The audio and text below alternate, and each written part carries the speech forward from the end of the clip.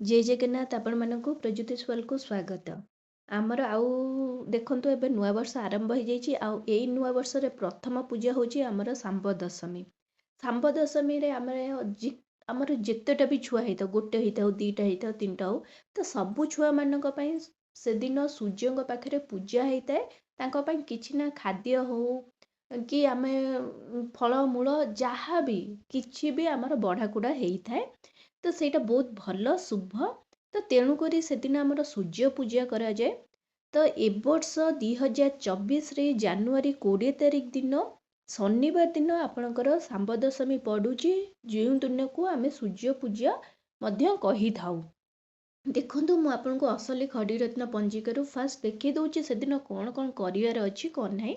ଦେଖନ୍ତୁ ଜାନୁଆରୀ 20 ତାରିଖ ଶନିବାର ଦିନ ଆମର ଶାମ୍ବ ଦଶମୀ ବା ସୂର୍ଯ୍ୟ ପୂଜା ରହୁଛି। ସେଦିନ କଳମୀ ଶାଗ ମାନେ କଳମ ଶାଗ ଖାଇବା ମନା ଅଛି, ଯେହେତୁ ଦଶମୀ ତିଥି ତ ଦଶମୀ ତିଥିରେ କଳମ ଶାଗ ଖାଇବା ମନା ରହିଛି। ଏଦିନ ମାନେ କ'ଣ ପାଇଁ ତାର ବିଶେଷତ୍ୱ କ'ଣ ରହିଛି, ପୁତ୍ରର ଆରୋଗ୍ୟ କାମନା କରି ପୁତ୍ର ହଉ ପୁତ୍ରୀ ହଉ, କିନ୍ତୁ ଯେହେତୁ ପଞ୍ଜିକାରେ ଲେଖା ହେଇଛି ପୁତ୍ରର, ମୁଁ ସେଇଥିପାଇଁ ଆପଣଙ୍କୁ ପୁତ୍ରର କହିଲି। ତ ଆପଣ ନିଜର ସନ୍ତାନର ଆରୋଗ୍ୟ ମାନେ ତା ଦେହ ସବୁବେଳେ ଭଲ ରହୁ, ଶରୀର ଭଲ ରହୁ, ସିଏ ସୁସ୍ଥ ରହୁ, ତା ସହିତ ତାର ଐଶ୍ୱର୍ଯ୍ୟ ବୃଦ୍ଧି ହଉ, ସିଏ ଆଗକୁ ଯାଇ ଭଲ ମଣିଷ ହଉ, ପଇସା କମାଉ, ତ ସବୁ କିଛି ଭଲ ପାଇଁ, ସନ୍ତାନର ଭଲ ପାଇଁ ପ୍ରତ୍ୟେକ ଘରେ ସୂର୍ଯ୍ୟ ପୂଜା କରିସାରିଲା ପରେ ବାଇଗଣ ପତ୍ରରେ କ୍ଷୀରି ପୁରୀ କାକରା ପ୍ରଭୃତି ସୁମିଷ୍ଟ ଖାଦ୍ୟ ପରିବେଷଣ କରି ପୂଜା କରାଯାଏ। ଆଉ ଯେଉଁଠି ବାଇଗଣ ପତ୍ର ନ ମିଳେ ସେଠି ଆପଣ କ'ଣ କରିପାରିବେ, କିଛି କରିପାରିବେନି, ତ ସେଠି ଆପଣ କଦଳୀ ପତ୍ରରେ ମଧ୍ୟ ପୂଜା କରିପାରିବେ। କିନ୍ତୁ ତାର ନିୟମ ରହୁଛି ଯେ ସୂର୍ଯ୍ୟ ଆପଣ ଯେକୌଣସି ବାଢ଼ିବେ ନିଜ ଛୁଆମାନଙ୍କ ପାଇଁ, ତ ସେଦିନ ବାଇଗଣ ପତ୍ରରେ କ୍ଷୀରି ପୁରୀ କାକରା ଇତ୍ୟାଦି ଖାଦ୍ୟ ତିଆରି କରି ଆପଣ କି ଫଳମୂଳ ଯେକୌଣସି ବି ଆପଣ ତିଆରି କରି ସୂର୍ଯ୍ୟ ପୂଜା କରିପାରିବେ। ଆଉ ଯେଉଁମାନେ କିଛି ଅସୁବିଧା ରହୁଛି, ଅଶୁଭ ନିରାକରଣ ପାଇଁ ବୁଢ଼ା ଚକୁଳି କ'ଣ କରିବେ, ରାତ୍ରି ସମୟରେ ବୁଢ଼ା ଚକୁଳି ଭଗବାନଙ୍କ ନାଁରେ ଭଗବାନ ସୂର୍ଯ୍ୟଙ୍କ ନାଁରେ ଆପଣ ପୂଜା କଲେ ଆପଣଙ୍କର ଯେକୌଣସି ଅସୁବିଧା ଥିବ, ଅଶୁଭ ଜିନିଷ ଥିବ, ଆପଣଙ୍କର ନିରାକରଣ ହେଇଯିବ, ଆପଣଙ୍କ ନିବାରଣ ହେଇଯିବ। ଏବେ ରହିଲା ଏଇସବୁ ଜିନିଷ କଥା। ସୂର୍ଯ୍ୟ ପୂଜା କ'ଣ ପାଇଁ ସେଦିନ କରାଯିବ, ଦେଖନ୍ତୁ ତାର ଅମୃତ ବେଳା ଆଉ କାଳ ବେଳା ମୁଁ କହିଦେଉଛି। ଯେହେତୁ ଆପଣ ଏଇଟା ସନ୍ତାନମାନଙ୍କ ପାଇଁ କରୁଛନ୍ତି, ତ ଶୁଭ ବେଳାରେ ଅମୃତ ବେଳା ପୂଜା କଲେ ବହୁତ ଭଲ। ତ ତେଣୁକରି ମୁଁ ଆପଣଙ୍କୁ କହୁଛି, ତ ଅମୃତ ବେଳା ଆପଣଙ୍କ ରହୁଛି ସକାଳ 9ଟା 23ରୁ ଆରମ୍ଭ ହୋଇ 12ଟା 21 ମଧ୍ୟରେ ଗୋଟେ ତିଥି ରହୁଛି। ତାପରେ ଦିନ 3ଟା 19ରୁ 4ଟା 48 ମଧ୍ୟରେ ବି ଗୋଟେ ରହୁଛି। ଆପଣ ଚାହିଁବେ ଯଦି ସକାଳ 9ଟା 23 ପରେ ଆଉ 12ଟା 21 ଭିତରେ ମଧ୍ୟ ପୂଜା କରିପାରିବେ, ଯେହେତୁ ସେଦିନ ଅମୃତ ବେଳା ସେଇ ସମୟରେ ରହୁଛି। କିନ୍ତୁ କାଳବେଳେ ଆପଣଙ୍କର ରହୁଛି ମାନେ ଭୋରୁ, ଆପଣ ଯେକୌଣସି ସମୟରେ ଉଠୁଛନ୍ତି, ତ ଭୋରୁ 7ଟା 48 ମଧ୍ୟରେ ମାନେ 7ଟା 8ଟା ଭିତରେ ଆପଣ ଗୋଟେ ଅଶୁଭ ମାନେ କାଳବେଳା ରହୁଛି। ତାପରେ ଯାଇକିନା ଦିନ 4ଟାରୁ ଆପଣ 5ଟା 33 ମଧ୍ୟରେ ରହୁଛି। ତେଣୁକରି ଆପଣ ଶୁଭ ଯଦି ଦେଖିବେ ତ 9ଟା 23ରୁ ଆପଣ 12ଟା 21 ମଧ୍ୟରେ ପୂଜା କରିଦେଲେ ଆପଣଙ୍କର ସରିଯିବ। ତ ଏଇଟା ରହିଲା ଆପଣଙ୍କର ଅମୃତ ବେଳା କାଳବେଳାର ସମୟ। ଏବେ ଚାଲନ୍ତୁ ଜାଣିବା ଆପଣ ଯେଉଁ ସୂର୍ଯ୍ୟ ପୂଜା କରିବେ ସେଠି ତ ଭୋରୁ ସବୁ ଜିନିଷ ହୁଏ, ଚିତା ପଡ଼େ କି ମୁରୁଜ ପଡ଼େ। ତ ମୁଁ ଆପଣଙ୍କୁ ଏ ଭିଡ଼ିଓ କହୁଛି ଆପଣ କେମିତି ଚିତା ପକାଇ ମୁରୁଜ ପକାଇବେ। ଦେଖନ୍ତୁ ମୋ ପାଖରେ ପୂର୍ବ ବର୍ଷର ଭିଡ଼ିଓ ନଥିବାରୁ ମୁଁ ଆପଣଙ୍କୁ କ'ଣ କରୁଛି, ପେନ୍ରେ ଦେଖେଇ କରି କରିଦେଉଛି। ଆପଣ ଯେଉଁ ପୁରା ଟୋଟାଲ ଗୋଟେ ଗୋଲ ଦେଖୁଛନ୍ତି, ସେଇଠି ଆପଣ କ'ଣ, ସେ ଗୋଲଟା ହେଉଛି ଆପଣ ସେଇ ସ୍ଥାନରେ ଗୋବର ପକାଇ ସେତିକି ଆପଣ ଧକ ଲିପିଥିବେ, ସେଇ ସ୍ଥାନକୁ ମୁଁ ଗୋଲ ମାଧ୍ୟମରେ ଆପଣଙ୍କୁ ଦେଖେଇ ଦେଉଛି।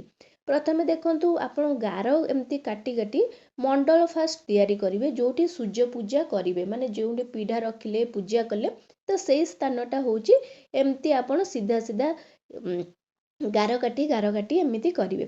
ତାପରେ ଦେଖନ୍ତୁ ଗୋଲ କରିବେ, ଗୋଲ କରିସାରିଲା ପରେ ଟ୍ରାଙ୍ଗେଲ କରିବେ, ତ୍ରିଭୁଜ କରିବେ, ଉପରୁଆ ଗୋଟେ ତ୍ରିଭୁଜ କରିବେ, ତଳ ଗୋଟେ ତ୍ରିଭୁଜ କରିବେ, ତାପରେ ମଝିରେ ଆଉ ଗୋଟେ ତ୍ରିଭୁଜ କରିବେ, ତାପରେ ଗୋଟେ ଗୋଲ ଦେବେ। ଏଟା ହେଉଛି ଆପଣଙ୍କର ତ୍ରିକୋଣ ମଣ୍ଡଳ। ଠିକ୍ ଅଛି, ତ୍ରିକୋଣ ମଣ୍ଡଳ। ତାପରେ ଦେଖନ୍ତୁ ପଦ୍ମ ଆକାରର କରିବେ। ଦେଖନ୍ତୁ ପାଖୁଡ଼ା 8ଟି ରଖିବେ, 8ରୁ ବେଶୀ ରଖିବେନି କି କମ୍ ରଖିବେନି, 8ଟି ହିଁ ପାଖୁଡ଼ା ରଖିବେ। ଦେଖନ୍ତୁ ମୁଁ ଆପଣଙ୍କୁ 1 2 3 4 5 6 7 8 କହିକିନା ବି 8ଟି ଆପଣ ରଖିବେ।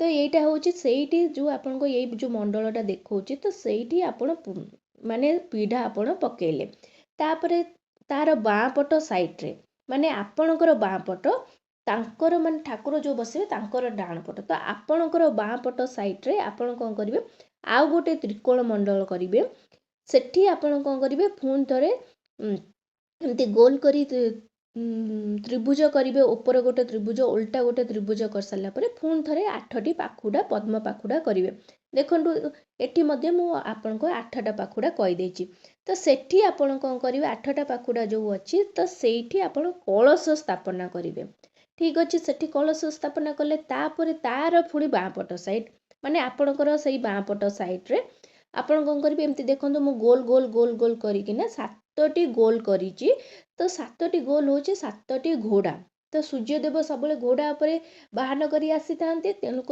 आपको 7टा घोड़ा मध्यम यहाँ आपको देखे देती आप चाहिए जदि घोड़ा करेंगे 7टी घोड़ा कि आप फूल करेंगे मु खाली गोल आपड़ से आप खुशी आप केमती करेंगे पुणी आमर बाँपट साइड्रे कौन करेंगे एमती गोटे फूल करदे जेकोसी फूल कर पद्म फूल करपारती कि एमती गोल करना मु गोटे फूल करदेची तो पद्म पाखुड़ा टाइप्र तो आप जेकोसी फूल करेंगे सहीटा हूँ आप सारथी कारण देखो आप सूर्य देवता जिते आसती सेठी कौन हुए आगरे रहती घोड़ा तापर ताकू सारथी चल थाए तो यहाँ हूँ सारथी ठीक अच्छे देखो बाँपट साइड्रे आपणकर बाँपट साइड्रे आप भाव करेंगे फास्ट त्रिकोण मंडल पूरा सूर्य पूजा जो हम सेठी करेंगे तापर पुणी गोटे कलश स्थापन जेहेतु करेंगे कलश प्रथम पूज्य तो प्रथमे कलश पूजा करा जाए तो कलश पूजा करेंगे ता बाँपट साइड्रे 7टी घोड़ा करेंगे तापर सारथी करेंगे यहीपरि भाव आप पूजा करेंगे मु आपन को आ गोटे वीडियो तार पूजा विधि केमिति करिए मु कहीदेवी किंतु ये आपड़ एति कथा जानता आशा करछि वीडियोटी आपको बहुत पसंद आसुव जदि आछि ताहले ये चैनल को जल्दी करी लाइक शेयर एंड सब्सक्राइब कर दियंतु नमस्कार।